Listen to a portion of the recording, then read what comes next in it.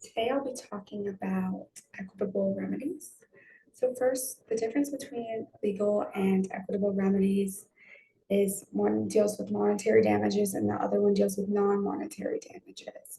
So legal remedies often deal with monetary damages that have different categories, such as compensatory damages, where a party becomes whole financially as if the contract was performed.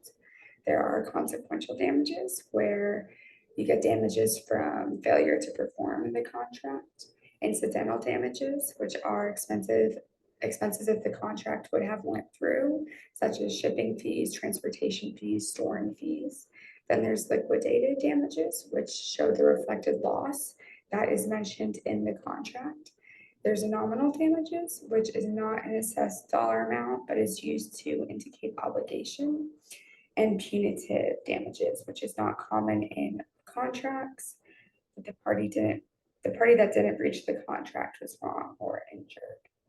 Then there's equitable remedies, which are non-monetary. The history of equitable remedies date back to about the early English time. Courts of equity would grant remedies other than monetary damages. The Court of Chancery was a medieval court for equity. It was for the Lord Chancellor. If people were unable to get common law remedy, it was referred to the Lord Chancellor. It became a court after being an administrative body and adopted its own doctrines and procedures. This carried into early American colonies. However, it's not common for chancery courts to be in America today. Examples of equitable remedies are rescission, which takes away the agreement completely. However, when this happens, you're no longer able to take action for a breach in contract.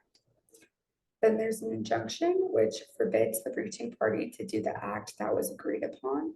An example of this is a temporary restraining order or permanent restraining order. Injunctions have affected many important eras in history, such as desegregation, especially in the American public education system. Supreme Court case Brown versus Board of Education in 1995 determined that the separate but equal schools were actually not equal at all. So injunctions were put in place to desegregate public schools. According to the American Bar Association, over the next 30 years after the case, injunctions were being rolled out, such as mandating busing of students to eliminate racial disparities among public schools.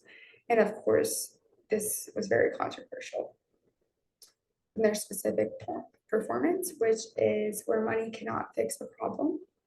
Legal Information Institute states that the party has to perform its promise as closely as possible to what was in the contract. An example of this would be an art sculpture that if someone bought at an auction, but they didn't receive refunding that customer the money would not necessarily make the customer whole again because the sculpture may be a unique, one of a kind item. So the court may require the auction house to give the customer the sculpture as a means of specific performance. And then there are contract reformations, which require prior written agreements, variance between the written agreement, and mutual mistake. Two Arizona court cases that deal with equitable remedies are Hodger Surgeon versus De La Vina 199 F.3D 1037, where two individuals wanted to bring a class action for equitable relief against officials for the United States Border Patrol. The plaintiffs claimed that they were unreasonably seized, which violated the Fourth Amendment.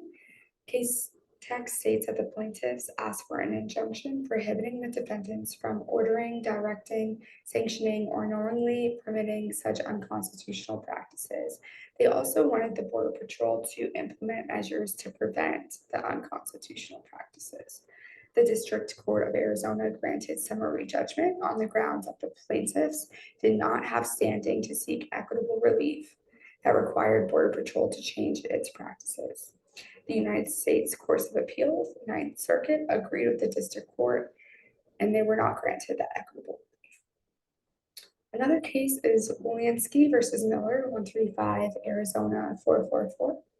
Wolyansky contracted to get three different lots, 37, 38, and 39 with townhouses. And that were going to be constructed by Miller and Pugliani. So the interest for one of the lots was given to a third party for interest in one of their lots. So 38 became interest for 16.